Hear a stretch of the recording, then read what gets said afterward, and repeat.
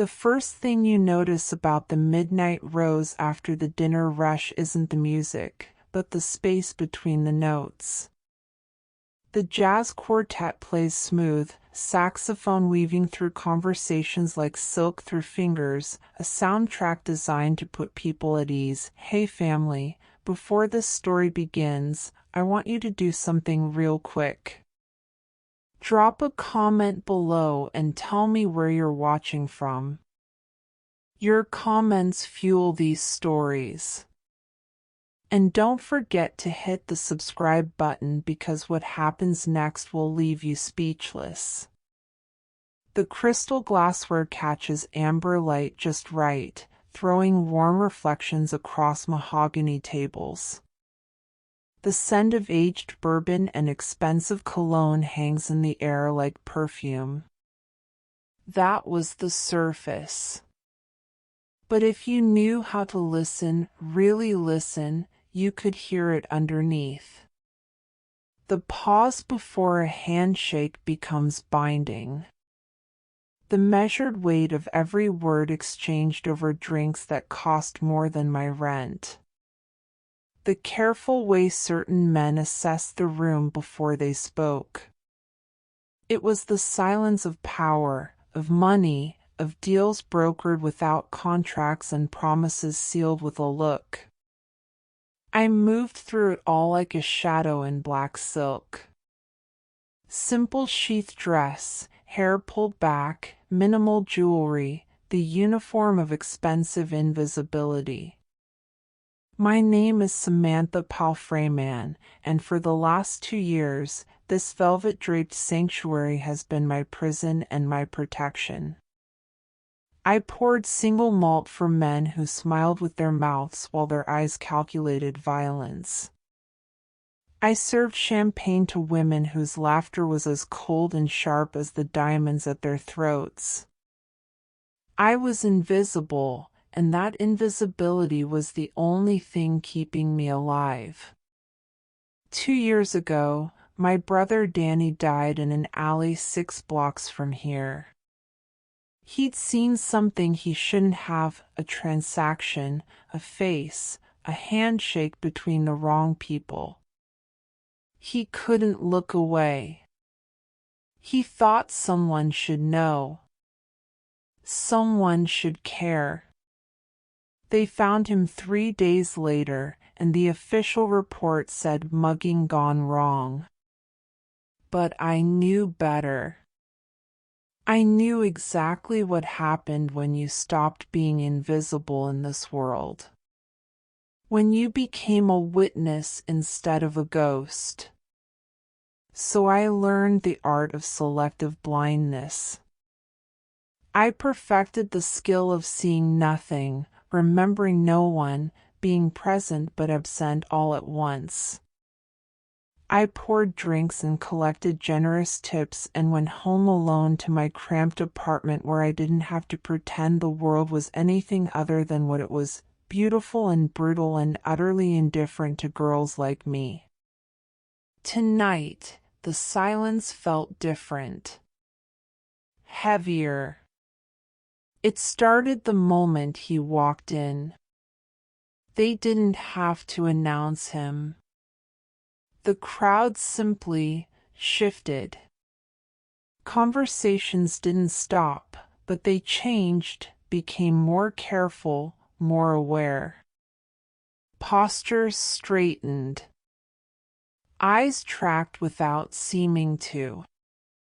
The human sea parted for a shark, and Kenny M. Howell, the viper, walked through the space that fear had created.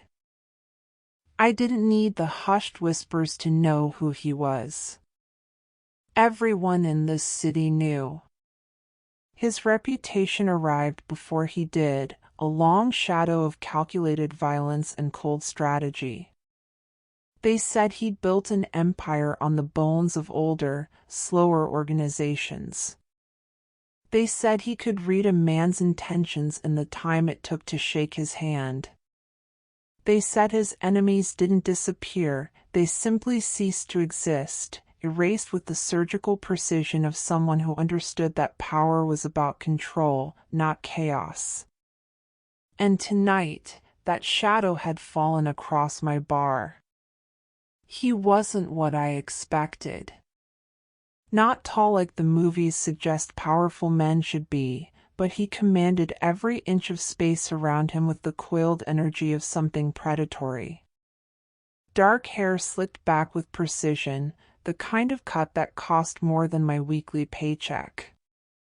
A tailored black suit that fit like armor, crisp white shirt, no tie, the top button undone in a way that suggested casual confidence. But it was the tattoos that arrested me. Intricate serpentine designs crawled up his neck from beneath his collar, promises of violence written in ink. His hands, resting casually at his sides, were works of art and weaponry both, full sleeves of patterns I couldn't decipher from this distance, an expensive watch catching the light, fingers that looked like they could break bone as easily as they could sign a check. But it was his eyes that made my breath catch. Dark, intense, assessing. They scanned the room not with interest but with ownership, cataloging exits and threats and opportunities in a single sweep. And for one heart-stopping second, they landed on me.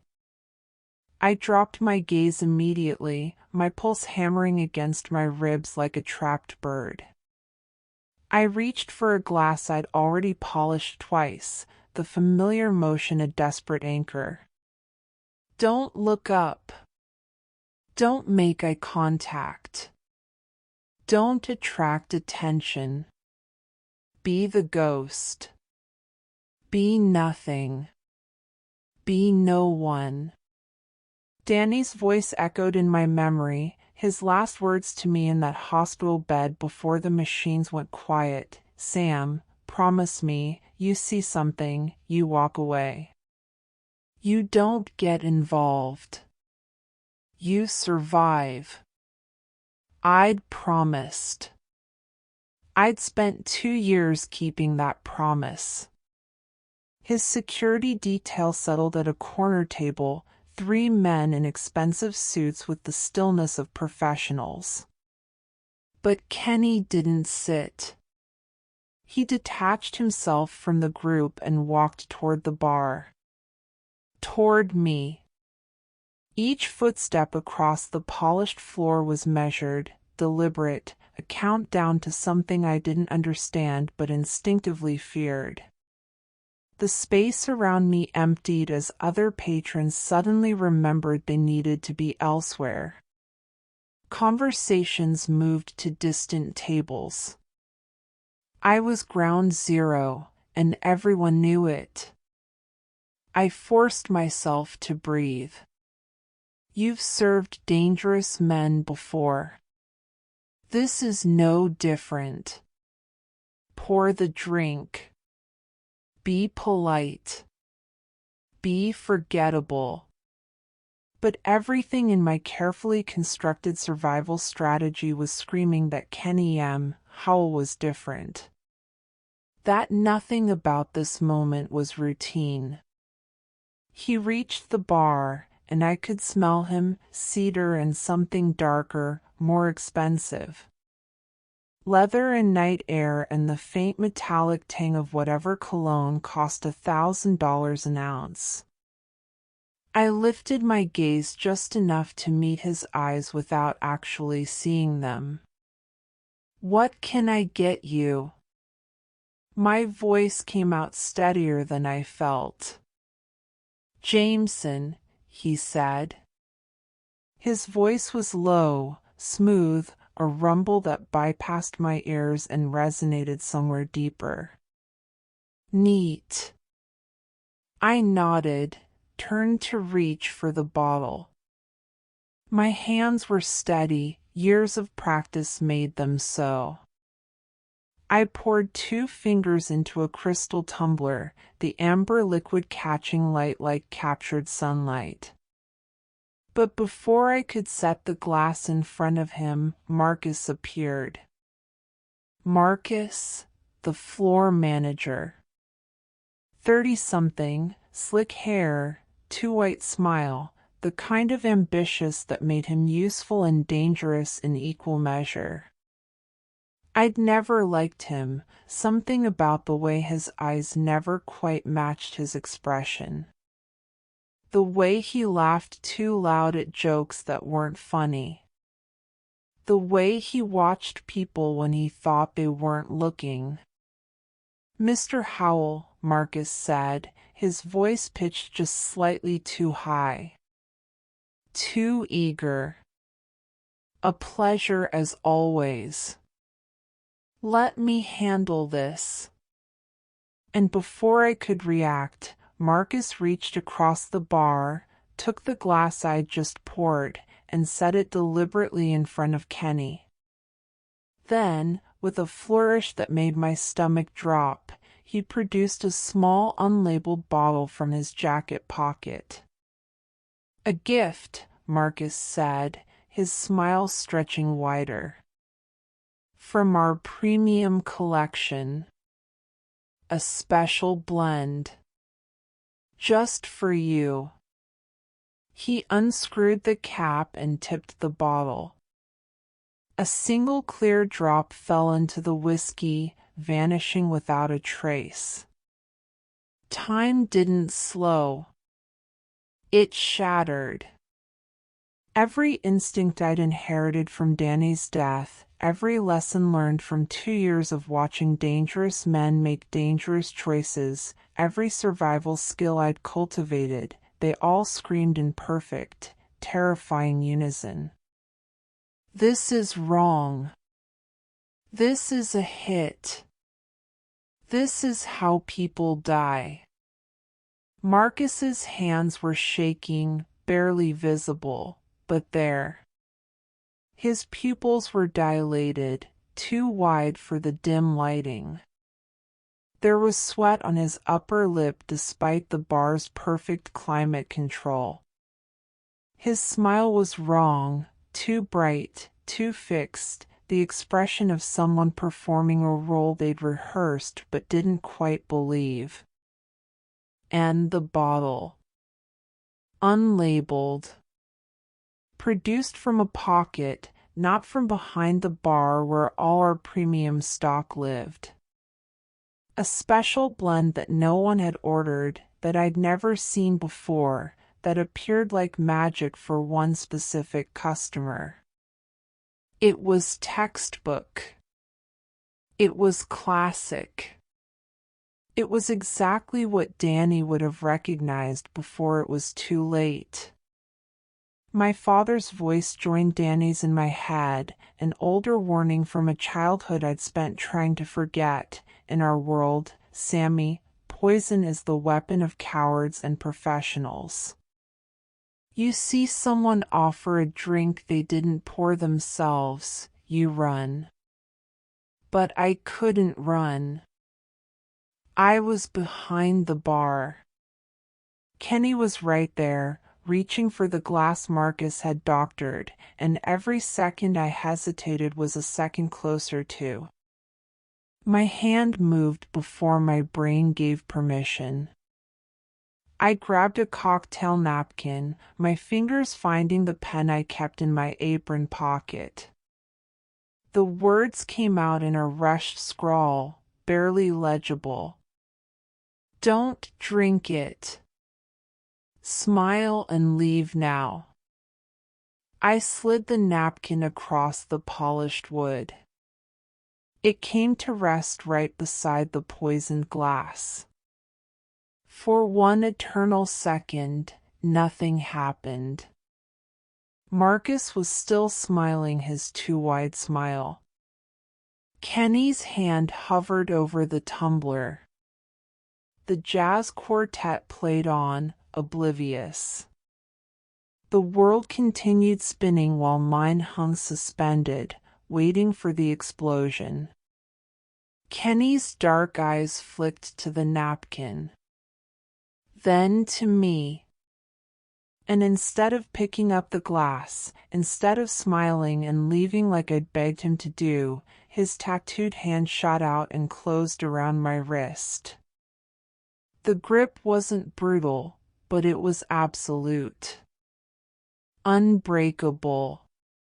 His fingers were warm against my pulse point, and I knew he could feel my heart trying to escape through my skin.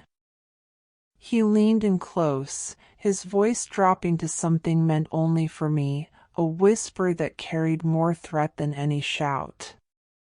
"Why, Kenny M," Howell murmured, those dark eyes burning into mine with an intensity that stripped away every defense I'd ever built. "Would I do that, sweetheart?" He hadn't drunk the poison. He hadn't left. He'd grabbed me instead. And in that moment, in the space between one heartbeat and the next, I knew with terrifying certainty that my life of invisibility was over. The ghost had been seen. The viper had his prey. And there was no going back. Kenny's fingers remained locked around my wrist, his thumb pressed against my racing pulse. He didn't look at the glass. Didn't acknowledge Marcus hovering beside us with that manic smile starting to crack at the edges. His entire focus was on me, and the weight of that attention was like standing in front of an oncoming train. "Explain," he said. One word. Quiet as a prayer, deadly as a verdict. My mouth went dry. His hands were shaking. The vial, it came from his pocket, not the bar stock.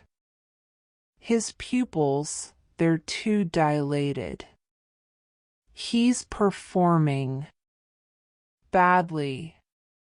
The words tumbled out in a breathless rush. It's a classic play. The intercepted drink. The special gift. I've seen it before. Something shifted in Kenny's expression. The fury didn't disappear, it crystallized into something colder, more surgical. He turned his head fractionally toward Marcus, and I watched all the blood drain from the floor manager's face. "Marcus," Kenny said, his voice conversational.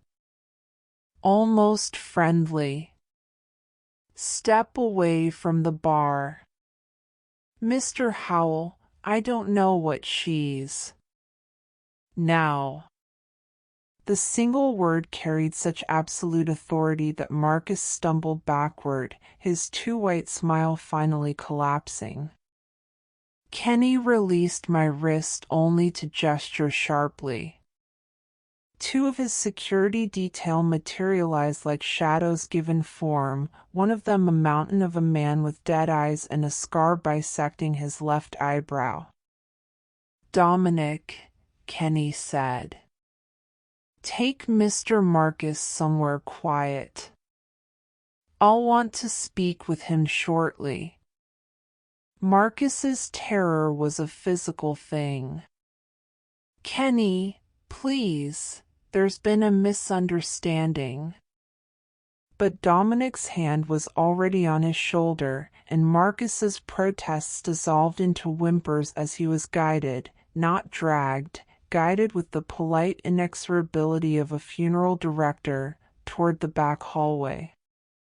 Then Kenny's attention returned to me, and I realized I'd made a catastrophic mistake. I'd saved a predator.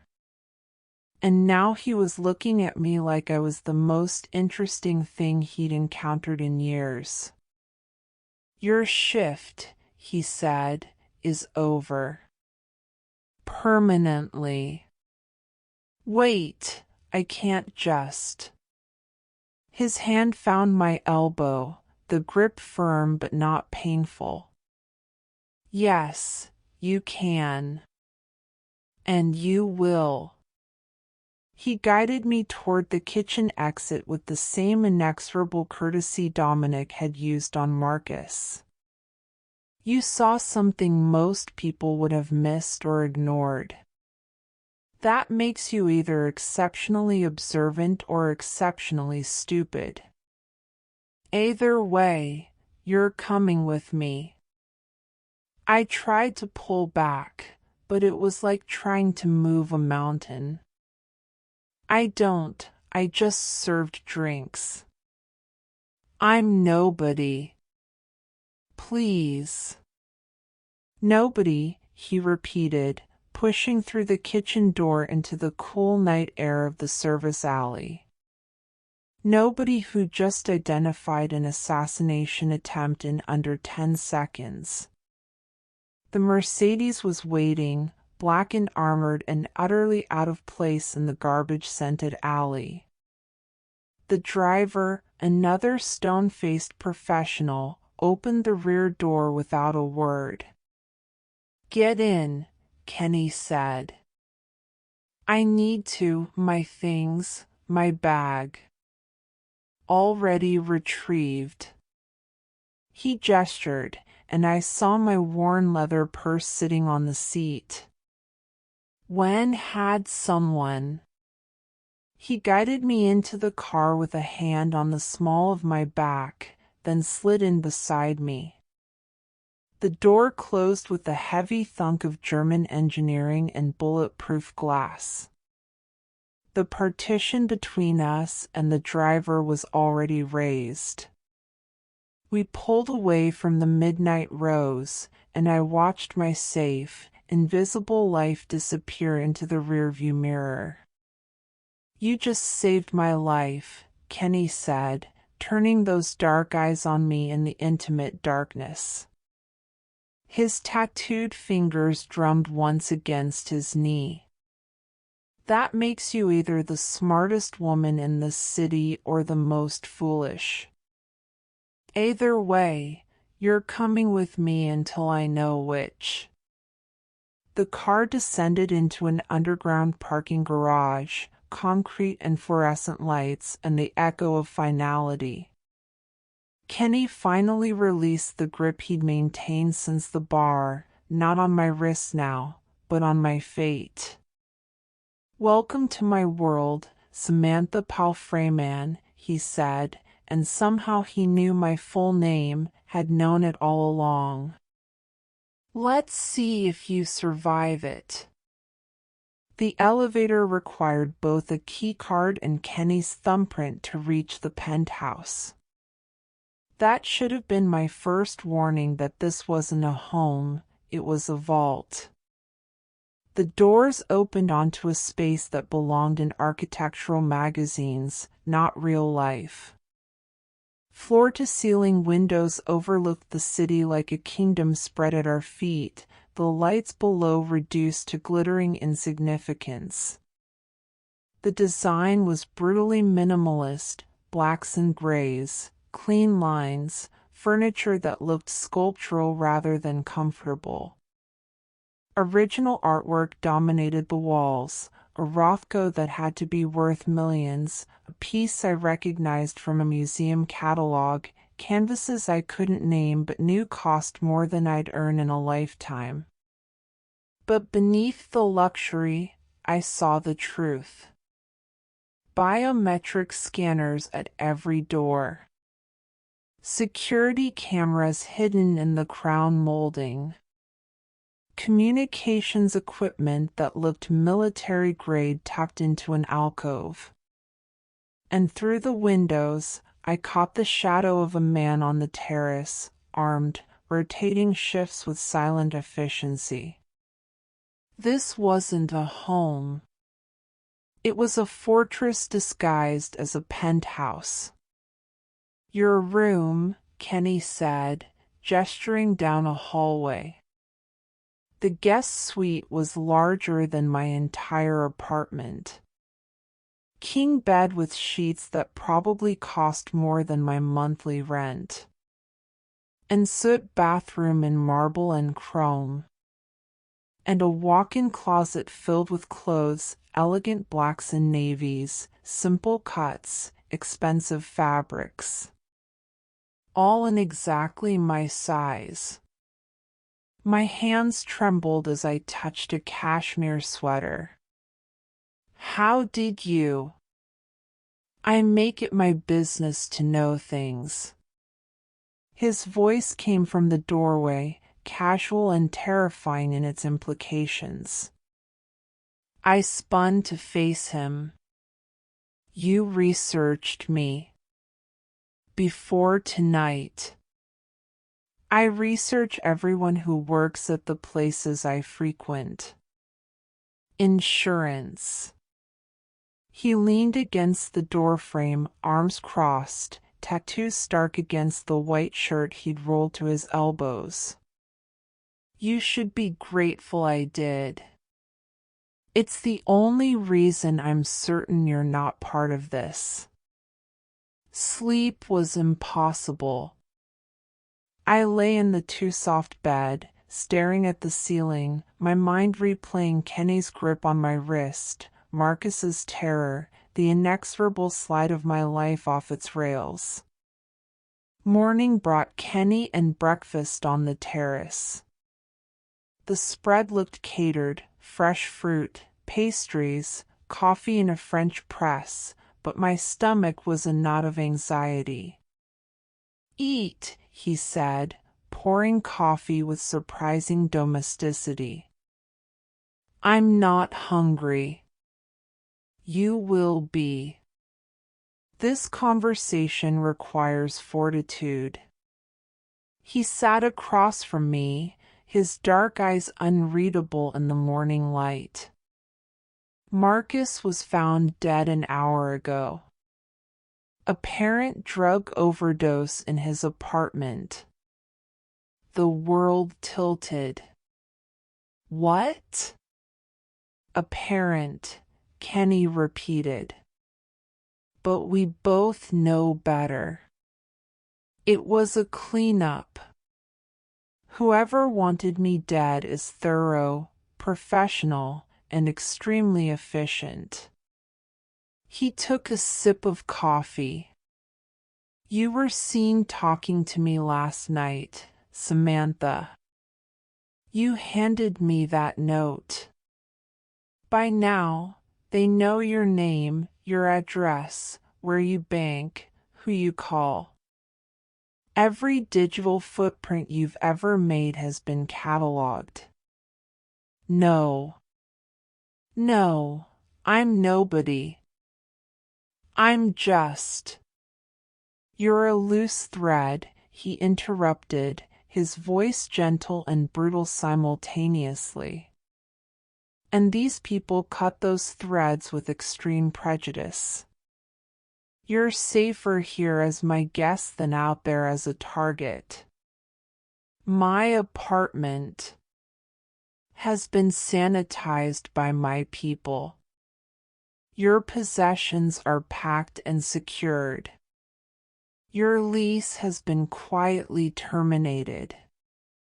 Your digital footprint scrubbed as much as possible in 12 hours. He set down his cup. I'm not asking for your cooperation, Samantha.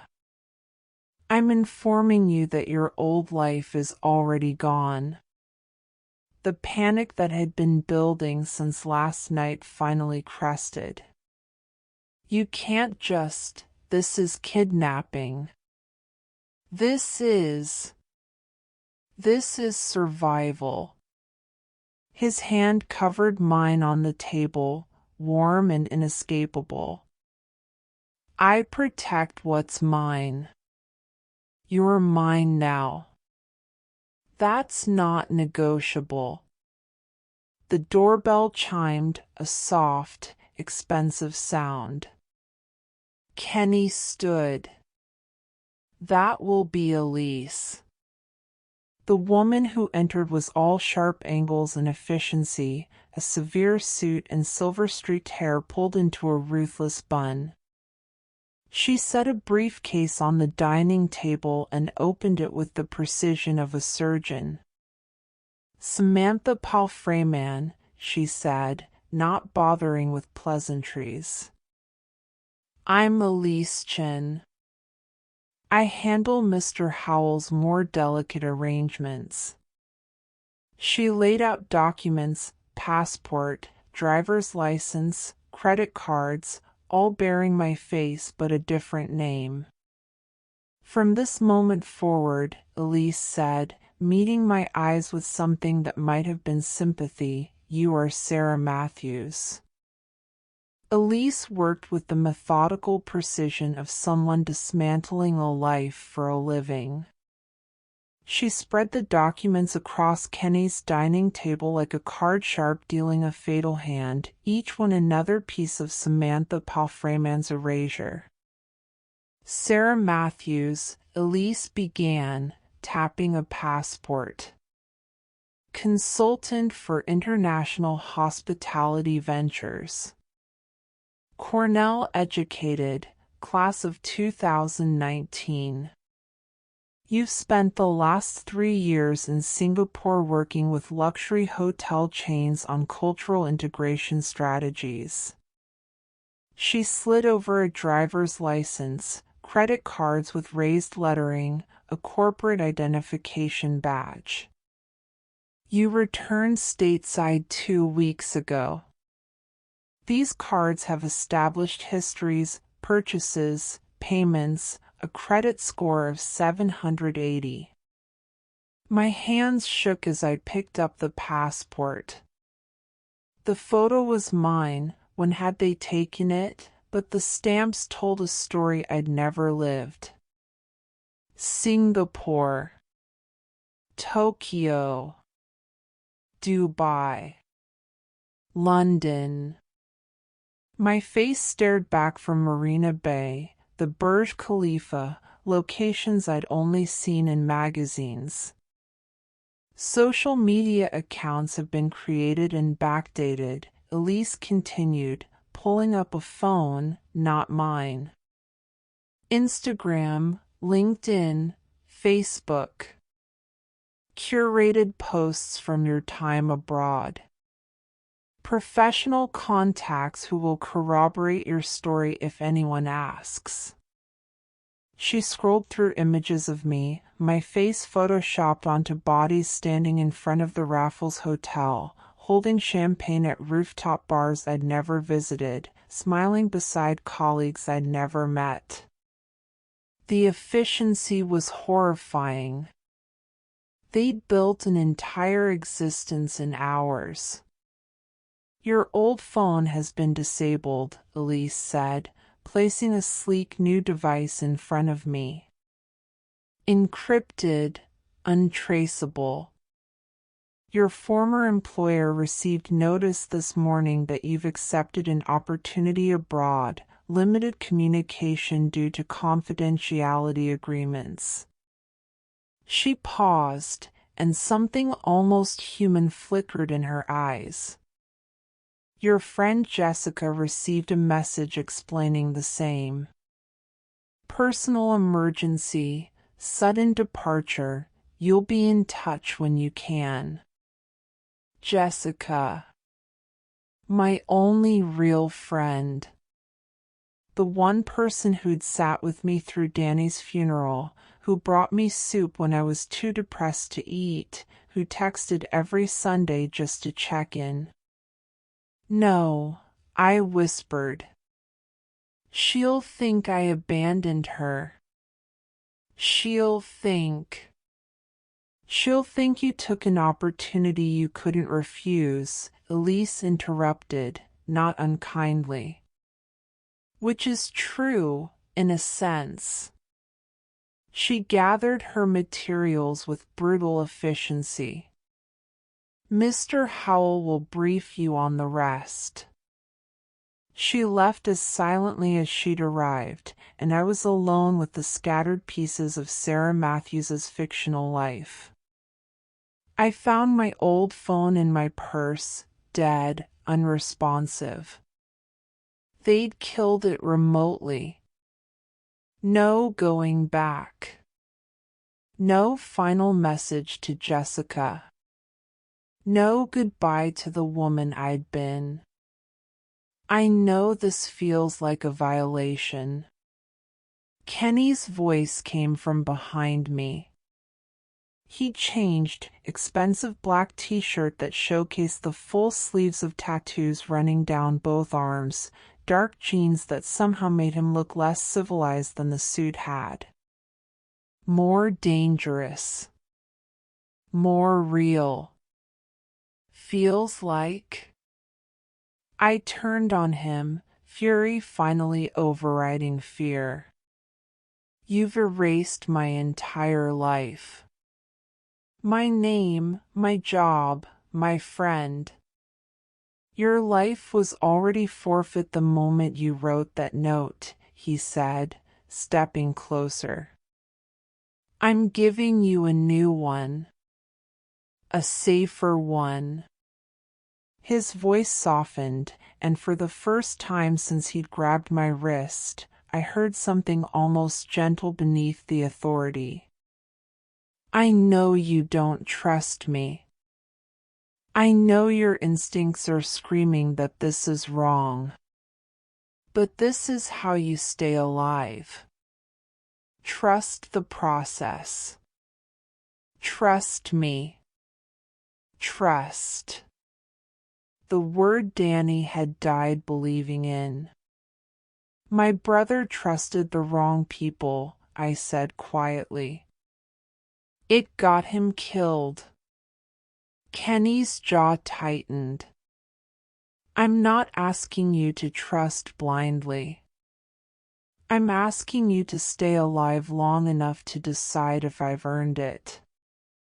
That night, sleep was impossible. The penthouse felt like a museum after hours, beautiful, silent, full of priceless things I couldn't touch. I wandered the hallways, barefoot on cold marble, until I found a door I hadn't noticed before. Kenny's study. Dark wood paneling, a desk that looked hand-carved, shelves lined with books and files. And covering one entire wall, photographs. Surveillance images of Marcus at the Midnight Rose, outside his apartment, meeting with people whose faces I didn't recognize. Financial records with highlighted transactions. Phone logs. A conspiracy board straight out of a crime thriller. And there, in the center, a photograph that made my blood freeze. Marcus meeting with someone in what looked like an underground parking garage. The other person's face was turned away, obscured by shadow and angle. But their hand was visible, extended in a handshake. On the right hand, on the pinky finger, was a ring. Silver. Distinctive. A viper eating its own tail. My breath caught. Someone had tried to kill Kenny using his own symbol. The arrogance of it. The message. Can't sleep? I spun. Kenny stood in the doorway, backlit by the hallway, watching me with those dark, unreadable eyes. Who is that? I pointed at the photograph. Who wears that ring? His expression went cold and deadly. That, he said quietly, is exactly what we're going to find out. Kenny didn't ask why I was in his study uninvited. He simply crossed to the wall of photographs, standing beside me in the dim light, close enough that I could smell cedar and something darker, gunpowder, maybe, or just the scent of controlled violence. Can't sleep? He asked. Neither can you, apparently. A ghost of a smile touched his lips. Someone wants me dead, and I don't like mysteries. He gestured toward the leather chairs facing his desk. Sit.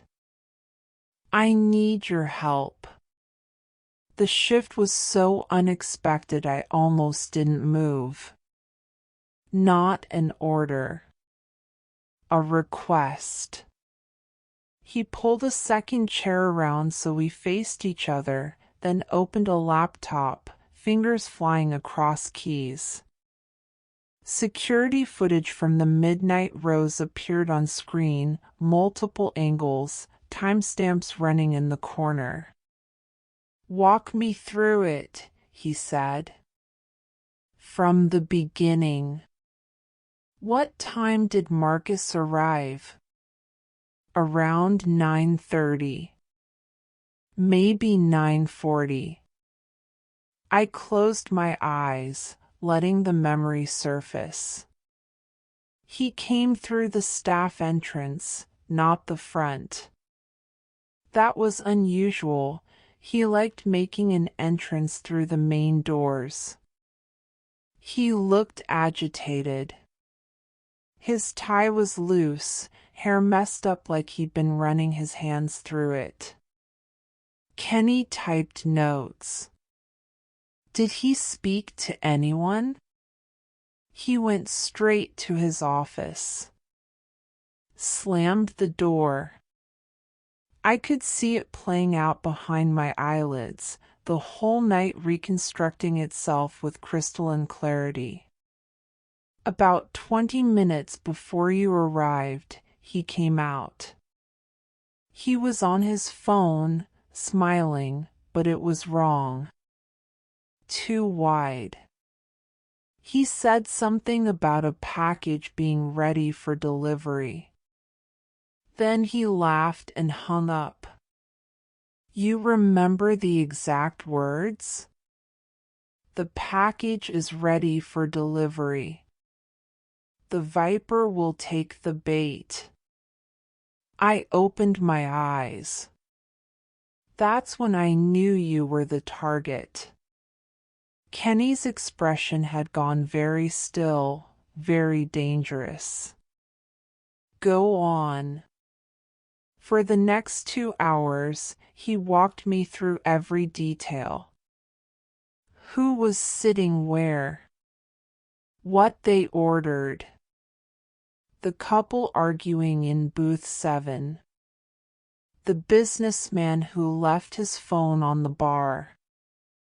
The woman in red who flirted with the pianist.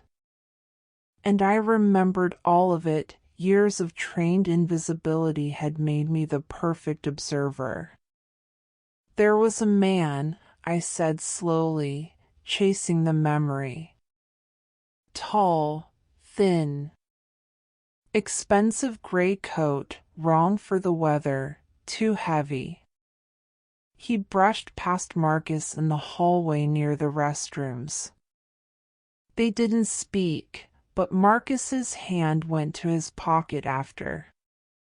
Like checking something was still there. Kenny leaned forward. The man. Describe him. I never saw his face clearly.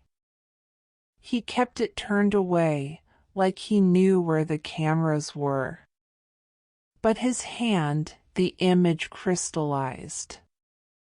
He had a ring on his right hand. Pinky finger. Silver, distinctive. A viper eating its own tail. I remember because it caught the light when he reached for the door. The change in Kenny was instantaneous. He went absolutely motionless, every muscle locked. You're certain. Positive. That's the same ring from your photograph. Marcus Kane, he breathed. Then louder, with terrible certainty, you saw Marcus Kane. He pulled up security footage, scrubbing through timestamps. There, 9:15. A figure in a gray coat, face angled away from cameras with professional precision. Kenny zoomed in frame by frame. The hand was visible for exactly 2 seconds as the man pushed open the restroom door. The ring glinted silver in the hallway lights. Jesus Christ, Kenny muttered. You actually saw him. The ghost who brokers death, and you saw him. Who is he? Kenny pulled up files on his computer, surveillance photos, financial records, a dossier that looked like it had been compiled over years. Marcus Kane doesn't work cheap. He's not muscle, not an enforcer. He's a broker. He connects people who want things done with people willing to do them. Assassinations, coups, disappearances, he arranges it all and vanishes like smoke. If he was at the Midnight Rose, someone with serious money and serious intent wants me gone. He turned to face me fully, and there was something new in his eyes. Respect. Maybe even awe. You see what others miss, he said quietly. 2 years of serving drinks and you cataloged every face, every tell, every detail. Your invisibility made you the perfect witness. He reached out, his tattooed hand covering mine where it rested on the chair arm. Marcus Kane doesn't work cheap, and he doesn't fail. If he was there, this isn't over. And you're the only person in this city who can identify him. The weight of his words settled over me like a shroud. You just became the most valuable person in this city, Kenny said, his grip tightening fractionally. And the most endangered. Lydia arrived at dawn, a woman in her 40s with steel-gray hair and the razor-sharp presence of someone who saw through numbers into souls. She didn't waste time with pleasantries, just opened her laptop on Kenny's dining table and turned it so he could see the spreadsheet glowing accusingly in the morning light. Anomalies, she said, her voice crisp. Small payments to a consulting firm called Apex Strategic Solutions. 5,000 here, 8,000 there. Buried in legitimate expenses, routed through 3 shell corporations in the Caymans. I almost missed them. Whoever set this up knew what they were doing. Kenny leaned closer, his tattooed fingers tracing lines of data. Authorization codes? That's the problem. Lydia highlighted a column. These codes belong to Derek Chin. The silence that followed was absolute. I watched Kenny's face, no explosion of rage, no fist through the wall. Just a terrible, suffocating stillness that was somehow worse than any violence could have been. Derek, he repeated, the name barely a whisper. I triple-checked, Lydia said quietly. I wanted to be wrong. Derek Chin. I'd seen him briefly the night I arrived, Kenny's second in command, the man who'd coordinated my apartment's sanitization. Childhood friends, Kenny had mentioned once. Brothers in everything but blood. Kenny's jaw worked for a moment before he spoke. Bring him in. Quietly. Tell him I need his input on the Singapore expansion.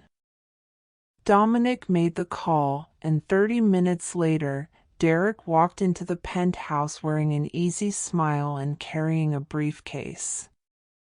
He was handsome in a clean-cut way, expensive suit, wedding ring catching the light, the bearing of someone comfortable in his authority. Kenny, you're up early. He stopped when he saw Lydia. Saw me. Saw Kenny's expression. The smile died. What's going on? Sit down, Derek. Something in Kenny's tone made Derek's face go pale, but he sat. Kenny turned the laptop toward him, displaying the spreadsheet in all its damning detail. Apex Strategic Solutions, Kenny said. Tell me about it. Derek's eyes darted across the screen. His throat worked. I don't know what. The authorization codes are yours. The timing coincides with information leaks that led to our dock shipment being compromised. The Singapore deal that fell through. The security rotation schedules that somehow ended up in the wrong hands. Kenny's voice remained eerily calm. Tell me about it, Derek. Now. And Derek, strong, capable Derek, simply crumbled. His face collapsed into something raw and desperate, tears streaming before he could stop them. I didn't have a choice, he choked out. The debts, gambling, I got in over my head. They said they'd expose everything. My wife would find out about, he stopped, shaking. About what? Kenny asked, though his tone suggested he already knew. Rachel. My daughter. Derek's voice broke. She lives in Portland with her mother. I've been supporting them for 5 years. If my wife found out, if it all came out, the loan shark said he'd hurt them. Rachel's only 4 years old, Kenny. 4. The confession spilled out in a torrent, the mounting debts, the blackmail, the slow corruption of loyalty by fear. They said it was just information. Schedule information, meeting times, nothing that would get anyone killed. I didn't know about the hit at the Midnight Rose. I swear on Rachel's life, I didn't know. I watched Kenny process this, saw the war behind his eyes. Betrayal from a brother. But also a father protecting his child through the only means available. Dominic, Kenny said finally. Arrange transport for Derek's daughter and her mother. New city, new identities, full protection. They'll want for nothing.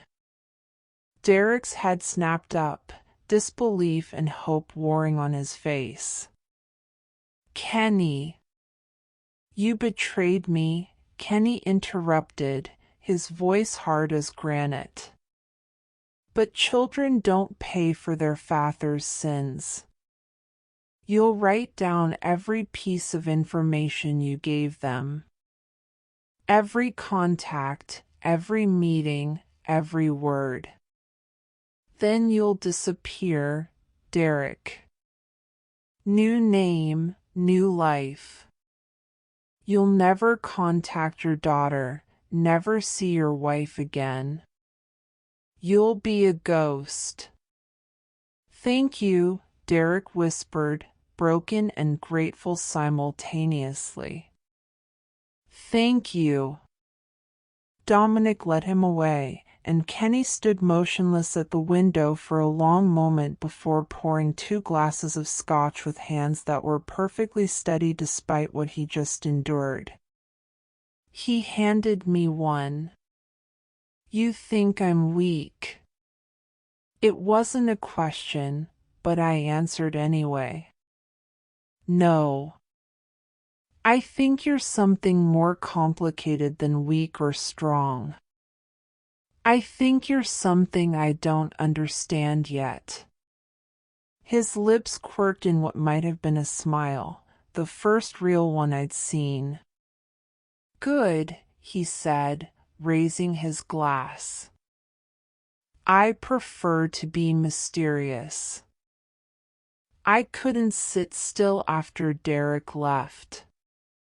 The penthouse felt too contained, the air too heavy with the weight of betrayal and mercy dispensed in equal measure. I wandered until I found a door I'd dismissed as a closet, but when I opened it, warmth spilled out.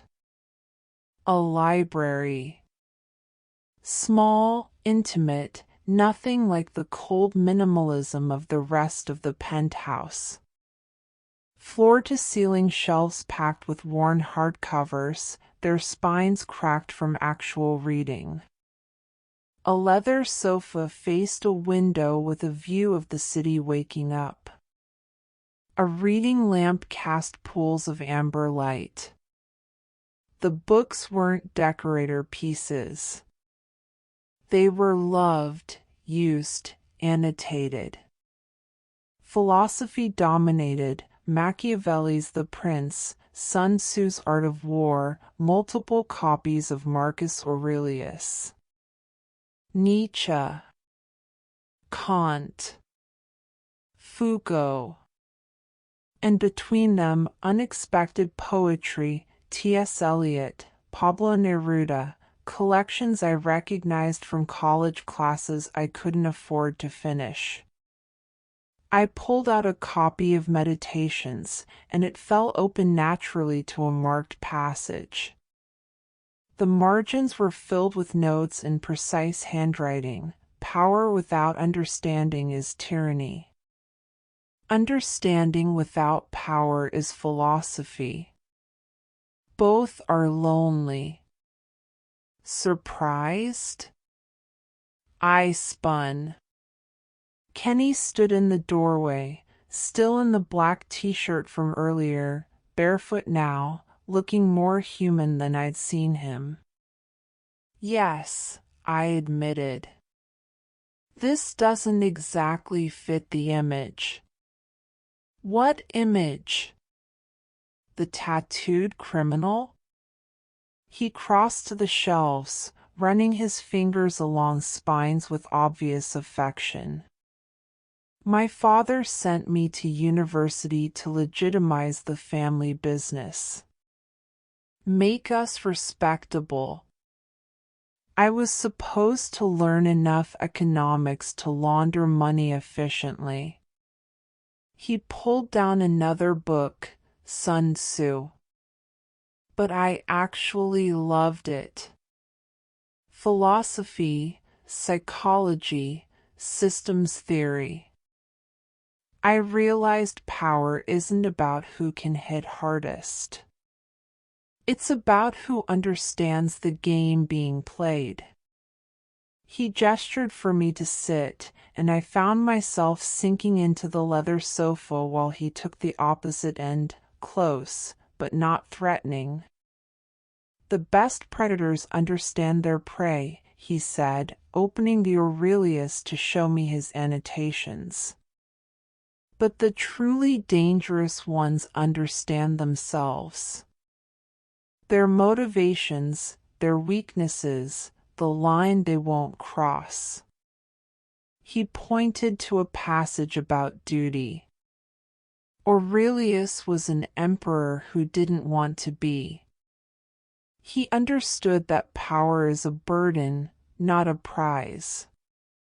That's what most people miss. Every decision has a moral weight, and you carry all of them. Is that why you spared Derek? I spared his daughter. Derek's punishment is living with what he did. Kenny's jaw tightened. Children shouldn't suffer for their father's choices. That's a lesson I learned too young. The opening was there, and I took it. Your father? Killed when I was 19. Shot in his own office by someone he trusted for 20 years. Kenny's voice went flat. I inherited an empire I wasn't ready for and enemies I didn't know existed. I had to learn fast or die. Philosophy helped. Aurelius, especially. He wrote about finding meaning in chaos, about doing your duty even when it costs you everything. My brother died trying to do his duty, I heard myself say. Danny saw a transaction, wrong place, wrong time. He thought someone should know. Someone should care. They found him 3 days later in an alley. My throat tightened. His last words to me were, "Promise me you'll survive." I broke that promise the second I wrote you that note. Kenny shifted closer, the space between us shrinking. No, he said softly. You kept it. You're still here, aren't you? Barely. Barely is enough. Surviving isn't pretty. It's not heroic. It's doing whatever necessary to see another sunrise. He met my eyes. We're not so different, you and I. Both shaped by violence we didn't choose. Both trying to find meaning in the wreckage. The conversation stretched into hours, philosophy bleeding into personal history, intellectual sparring evolving into something deeper. Kenny talked about his mother, who died when he was 12, leaving him alone with a father who saw emotions as weakness. I told him about growing up with Danny, about the promises siblings make and the weight of being the one who survives. The library filled with morning light, and somehow we'd migrated closer on the sofa, not touching, but the air between us electric with possibility. You asked why I grabbed your wrist instead of leaving, Kenny said, reaching out to tuck a strand of hair behind my ear.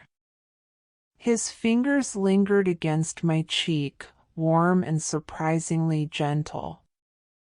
It's because in that moment, you were the only real thing in a room full of lies. I had to know who you were. His thumb traced my cheekbone, and I couldn't breathe. I'm still trying to figure that out, he murmured. The kiss happened in the space between one breath and the next. Kenny's hand slid from my cheek to the back of my neck, pulling me closer with a certainty that left no room for doubt. His mouth found mine, not gentle, not asking permission, but claiming with a hunger that matched the desperate need I'd been fighting since the moment he'd grabbed my wrist at the bar. I should have pushed him away. Should have remembered the power imbalance, the captivity, all the reasons this was the worst possible decision. Instead, I pulled him closer, my fingers tangling in his hair, kissing him back with all the fear and adrenaline and impossible attraction that had been building for days. We didn't make it to a bedroom.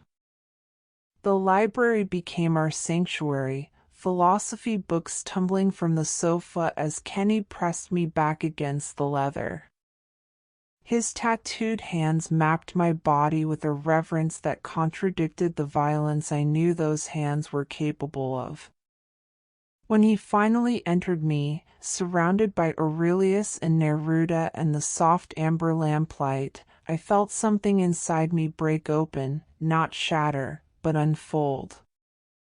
It was surrender and claiming all at once. Desperate and careful. Wrong and inevitable. Afterward, reality crashed back with the weight of a collapsing building. I wrapped myself in Kenny's discarded t-shirt, my mind a chaos of recrimination and desire. I'd just slept with a crime lord. A man who'd kidnapped me, erased my identity, held me captive in a gilded fortress. The power imbalance was staggering. Unforgivable.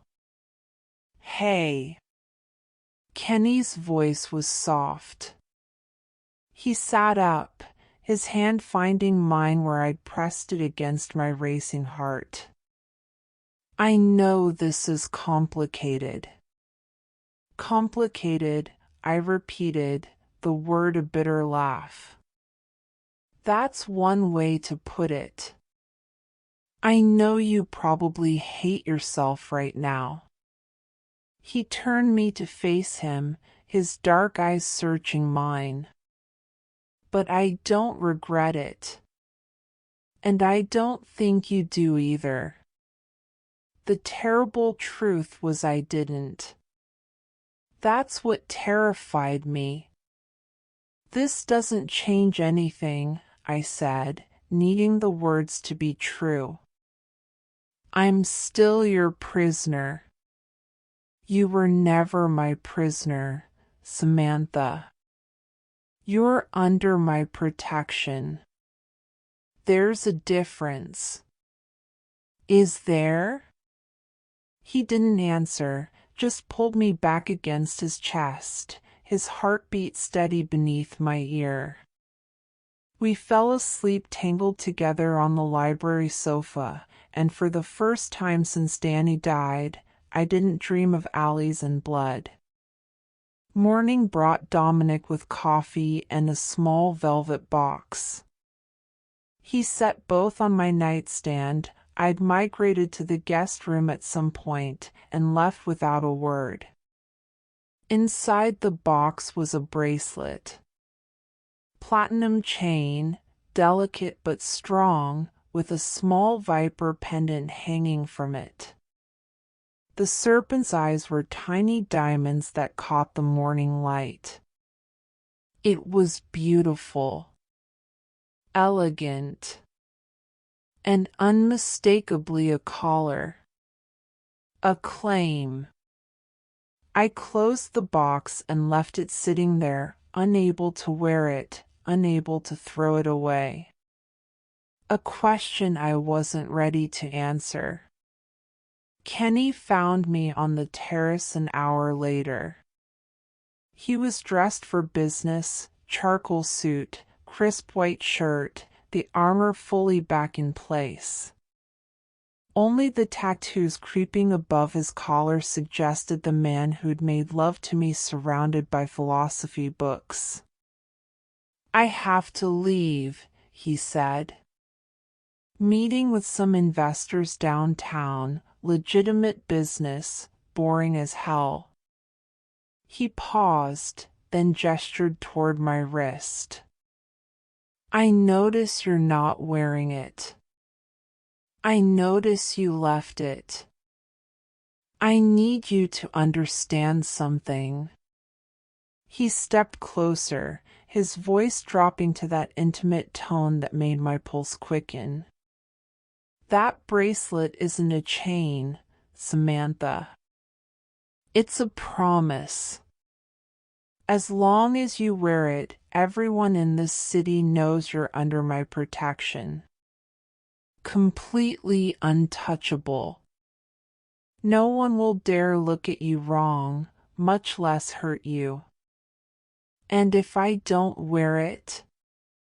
His jaw tightened, something dark flickering in his eyes. Then you're on your own. And the people hunting me will kill you to get to me. They'll use you as a message, as leverage, as a warning to anyone else who might interfere. He reached out, his fingers ghosting over my bare wrist where the bracelet should have been. I can't protect you if you won't let me. It wasn't manipulation. It was brutal, terrifying honesty. I'll think about it, I whispered. He nodded, pressed a kiss to my forehead, surprisingly tender, and left. The penthouse felt emptier without him, the silence heavier. I went back to my room and stared at the velvet box for a long time. The bracelet glittered in its silk bed, beautiful and damning. A viper to protect me from vipers. I still didn't put it on. But I didn't throw it away either. The command vehicle was parked 2 blocks from the Ashford Gallery, disguised as a telecommunications van. Inside was a fortress of screens and equipment that looked military-grade. I sat before a bank of monitors showing multiple camera feeds while Dominic coordinated from the driver's seat, his voice a low murmur into encrypted comms. Kenny's voice came through my headset, clear and calm. We're approaching the main entrance. Status? All feeds active, I confirmed, watching him and 3 others blend seamlessly into the crowd of wealthy patrons arriving for the private auction. In his tailored navy suit, Kenny looked every inch the legitimate businessman, just another collector with more money than sense. But I'd seen the gallery blueprints earlier, spread across Kenny's dining table, and something had nagged at me. Wait, I'd said, pointing to the eastern wall. There's a service corridor here that's not on your plans. It leads to the sculpture garden, secondary exit, rarely used. I know because I worked a catering gig there 2 years ago. Kenny had looked at me with that mixture of respect and calculation I was beginning to recognize. Show me. Now, watching the feeds, I guided his team through the space with the strange intimacy of remote observation. You're clear to the main gallery. Auction starts in 10 minutes. The Ashford was all marble and soft lighting, displaying contemporary art worth millions. Through Kenny's body camera, I watched the crowd mingle, champagne flutes, hushed conversations, the careful dance of people with too much money and too many secrets. There, I breathed into the calm northwest corner, gray suit. Marcus Kane. Tall, silver-haired, moving with the unhurried confidence of someone who owned every room he entered. And on his right hand, catching the gallery lights, the viper ring. Confirmed, Kenny murmured. Hold positions. Observation only. But then my eyes caught something else.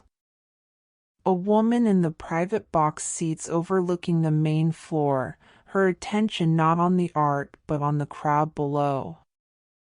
Sharp suit, blonde hair pulled into a severe bun, a face I'd seen on campaign posters and evening news.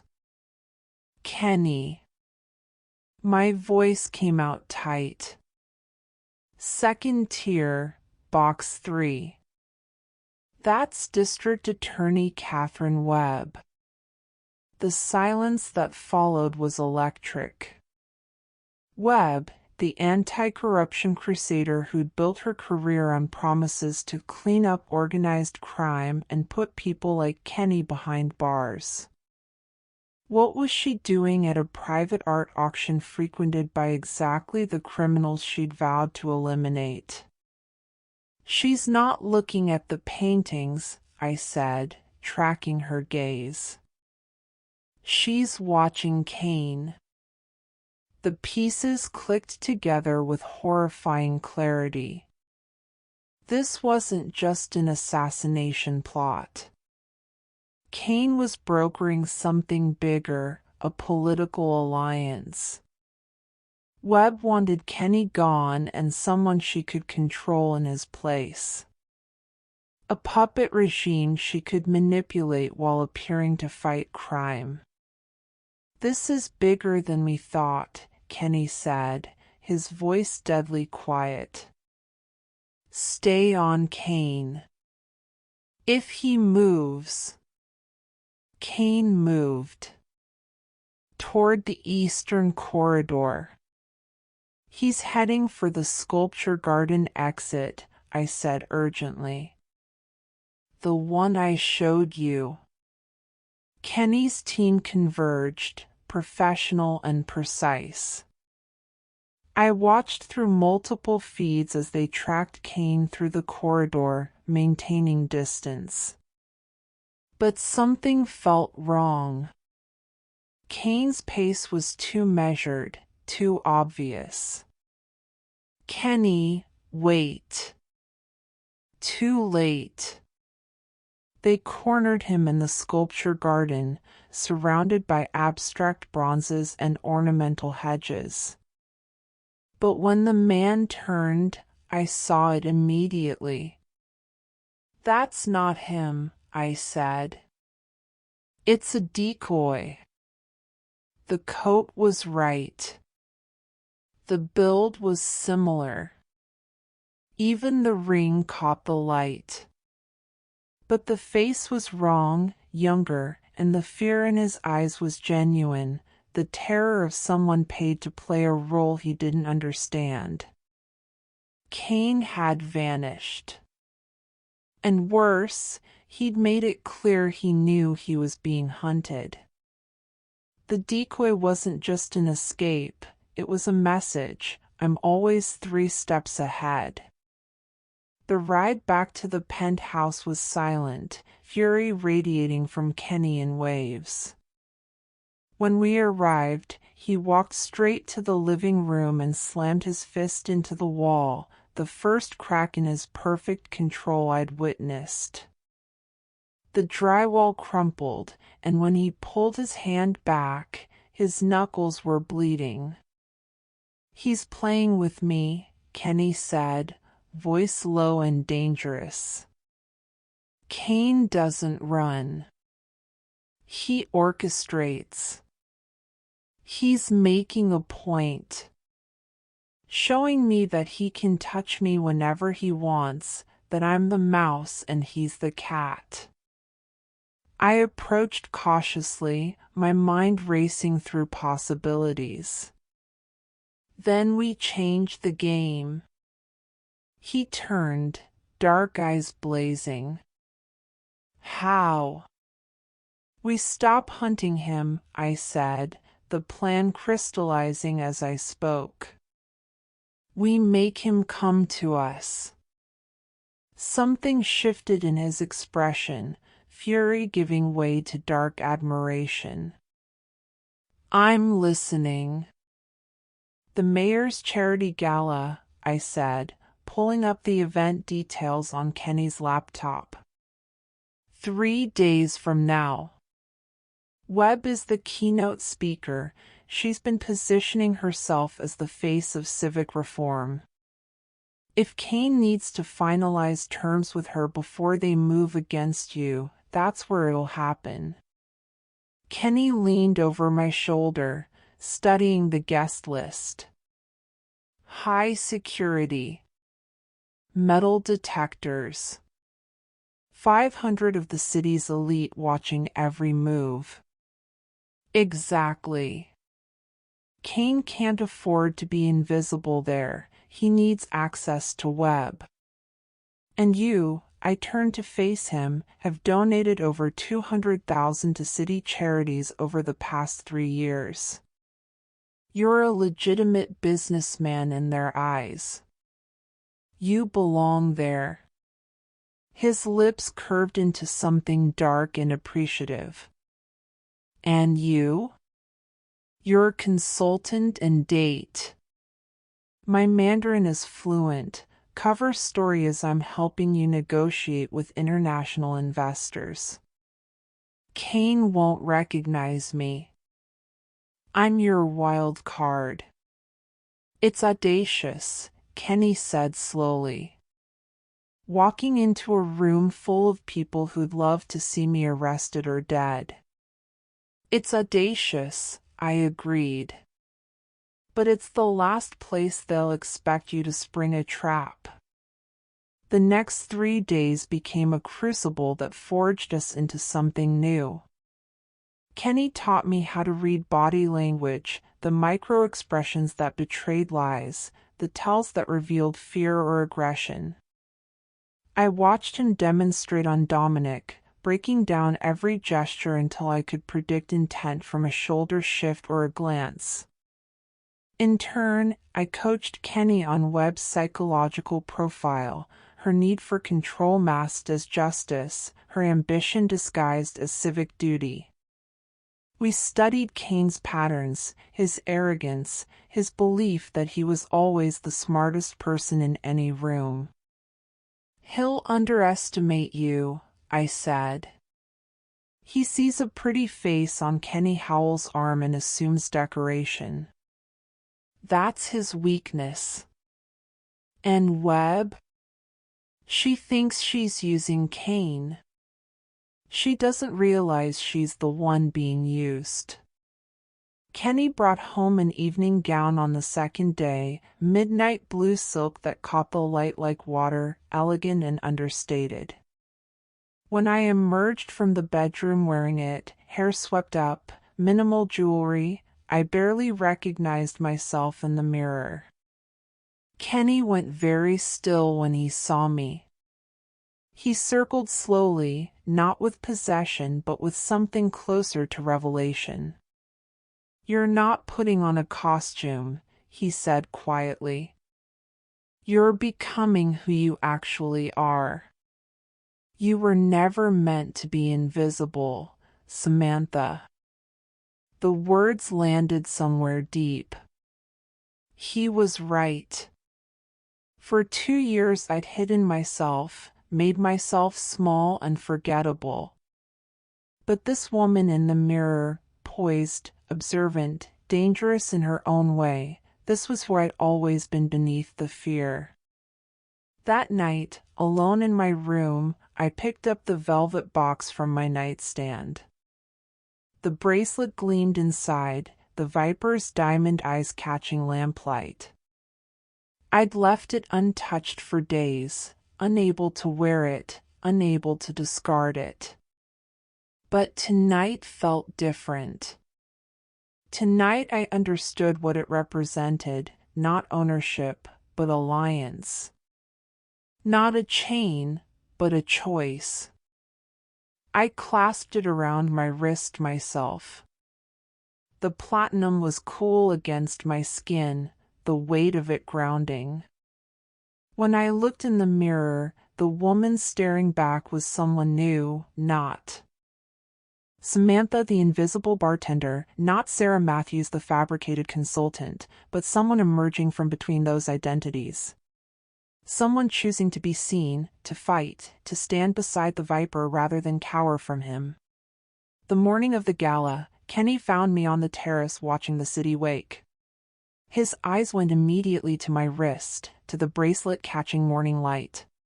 He didn't comment on it, but his hand found mine, thumb brushing over the viper pendant. "Whatever happens tonight," he said, "you need to know something. You saved my life that night at the Midnight Rose. But every day since, you've been saving something more important." "What's that?" "The part of me that remembers why power should be used for more than just power." His grip tightened fractionally. "Don't lose that, Samantha. Don't let me make you into something you're not." I turned to face him fully, this complex, dangerous man who'd somehow become my partner. "I'm becoming exactly who I'm supposed to be," I said. "The woman who doesn't look away." "Not anymore." His smile was fierce and proud. "Good. Because we do this together." As evening fell, we stepped into the elevator, descending toward the waiting car and the dangerous game ahead. Kenny in a tailored tuxedo that made him look like old money and new danger. Me in midnight blue silk with a viper wrapped around my wrist. Two predators hunting in perfect sync. The viper and his ghost. Ready to strike. The gala awaited, and with it, the truth about who wanted Kenny Howell dead, and the woman who'd risked everything to save him. The doors opened, and we stepped into the night. This story argues that life requires strategic risk-taking, that authentic connection is worth vulnerability, and that we are defined not by what happens to us but by how we choose to respond. Samantha transforms from reactive survivor to active participant, not by abandoning her principles, but by learning when to deploy them. The story's ultimate lesson is that past circumstances don't determine future possibilities. One brave choice, accepting Oscar's hand at that wedding, creates an entirely new trajectory. You're not trapped by history, you're freed by courageous present choices. Sometimes the most dangerous choice is also the most redemptive, and love worth having requires accepting both light and shadows. If this story moved you, taught you something, entertained you, show some love with a like, share your thoughts in the comments, and subscribe for more stories like this. Thanks for watching. Until I see you again another time, enjoy the rest of your day.